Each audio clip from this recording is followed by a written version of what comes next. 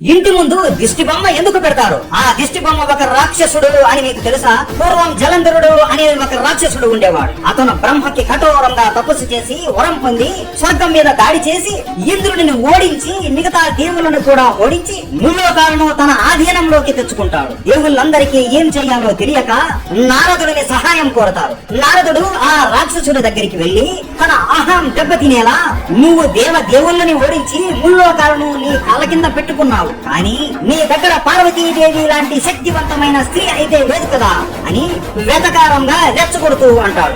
ఇది విని జలంధరుడు అహం దెబ్బతింటుంది. ఈ ముల్లోకాలను పాలించేది నేను కదా, మరి పార్వతి ఎందుకు వేరే అతనితో ఉంది? ఆ పార్వతి నాకు కావాలి, ఆ పార్వతి నా పక్కనే ఉండాలి అని రాహుతో ఈ మాట చెప్పి శివుడి దగ్గరికి పంపిస్తాడు. రాహు శివుడితో, స్వామి పార్వతీదేవి ఇక నుండి జలంధరుడి పక్కనే ఉండాలట అని అంటాడు. ఆ మాట చెప్పగానే శివుడు ఉగ్ర రూపంలోకి మారి రుద్ర తాండవం చేస్తూ ఆయన మూడవ కన్ను తెరుస్తాడు. అప్పుడే శివుడు మూడవ కన్ను నుండి కీర్తిముఖ అనే రాక్షసుడు బయటకు వచ్చి రాహువుని తినేయబోతాడు. అప్పుడు రాహువు శివుడి కాళ్ళ మీద పడి, స్వామి అవి ఆ జలంధరుడి మాటలు, నావి కాదు, నేను కేవలం ఒక దూతని మాత్రమే, దయచేసి నాకు ప్రాణభిక్ష పెట్టండి అని వేడుకుంటాడు. అప్పుడు శివుడు రాహువుని క్షమించి కీర్తిముఖుడిని ఆపుతాడు. కోపంతో ఉన్న శివుడి దగ్గరికి కీర్తిముఖుడు వెళ్లి, పరమేశ్వర నేను చాలా ఆకలితో ఉన్నాను, నా వల్ల అవ్వట్లేదు, నేను ఆగలేకున్నాను, ఈ ఆకలి పోవాలి అంటే నేను ఎవరినో ఒకరిని తినేయాలి అని అంటాడు.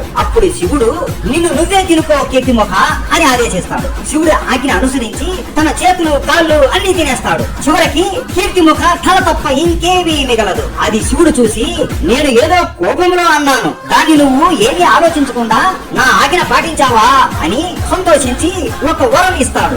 ఇక నుండి నీ ముఖం అసూయ ద్వేషం నుండి పుట్టే నరదృష్టికి కవచంలాగా పనిచేస్తుంది. నీ ముఖాన్ని ఎవరైతే ఇంటికి లేదా ఆలయానికి పెట్టుకుంటారో వారికి నరదృష్టి తాకలేదు అని వరం ఇస్తాడు. అందుకే ఇప్పటికీ కూడా ఈ దిష్టి బొమ్మ లేకుండా ఏ ఇల్లు కట్టరు, మరియు ఏ దేవాలయాలు కూడా కట్టరు. మీరు కూడా ఈ కీర్తిముఖ అనే రాక్షసుల ముఖాన్ని మీ ఇంటికి పెట్టారో లేదో అని కామెంట్ చేసి చెప్పండి. శివుడు అంటే మీకు ఇష్టమేనా? ఉంటే హర హర మహదేవా అని కామెంట్ చేయండి.